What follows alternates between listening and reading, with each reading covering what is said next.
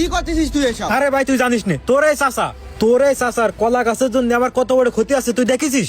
তোর না তোর চাচার সাথে ঝামেলা রয়েছে, তুই আবার এনে এসে কথা করছিস কেতি? আরে বুঝলাম না, কথা আমি কবে না কবে কিটা? যতই ঝামেলা থাকুক সে তো আমার চাচা। আমার চোখের সামনে আমার চাচার গায়ে হাত দিবি, এইটা আমি মানিয়ে নিতে পারবো না।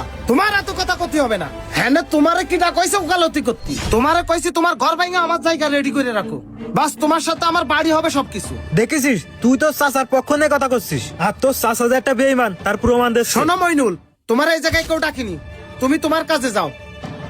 শোনেন ভাই, যেইভাবেই হোক আজকের ভিতরে কলা গাছ কাটবেন। সব কটা কলা গাছ আমার জমির ভিতর চলে আসে, আর একদিনও টাইম দিতে পারবো না। যদি না কাটেন আপনার খবর আছে। এই খবর আছে মানে? তুই কি করতে যাচ্ছিস বারবার? কি তোরে করতে কিছু যাচ্ছিস কষ্ট মানে? নেই বলে? এত বেলা তোমার কিছু আরে করতে আরে নেবে না? কি করতেছিস রে ভাই? সামান্য একটা জিনিস নিয়ে তুই এরকম করতেছিস কেন? সত্যি সত্যি তুই বাড়াবাড়ি করতেছিস, মাথা গরম করাবি না কই দিলাম। আরে তোর চাচাই তো ঝামেলা করতেছে। চাচা আমি করছি কলা গাছ কাটতি, সে এসে গাছ জোর আচ্ছা দেখাচ্ছে। তুই থাম, বিষয়টা আমি দেখতেছি। তোর এই জায়গায় যে ক্ষতি হয়ে গেছে, তোর ওই ক্ষতিপূরণ আমি দিয়ে দেবো ভাই, ওই নিয়ে তুই চিন্তা করিস নে। আর চাচা, আপনার কলা গাছে তার আবাদের ক্ষতি হচ্ছে, আপনি আপনার কলা গাছগুলো কাটে ফেলেন।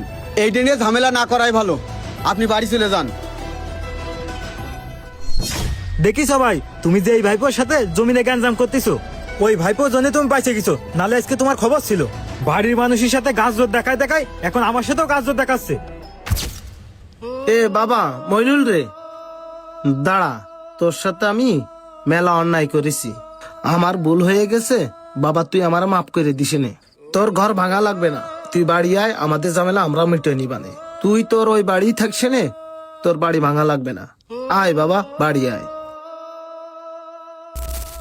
আমাদের সম্পর্ক বাপের ভাই চাচা, ক্ষমতার দাপট আর টাকার অহংকারে এই সম্পর্কের মাঝে যারা দেয়াল তৈরি করছেন, মনে রাখবেন আপনি বিপদে পড়লে সবার আগে আপনার ভাইয়ের ছেলে অথবা আপনার ভাই ছুটে যাবে।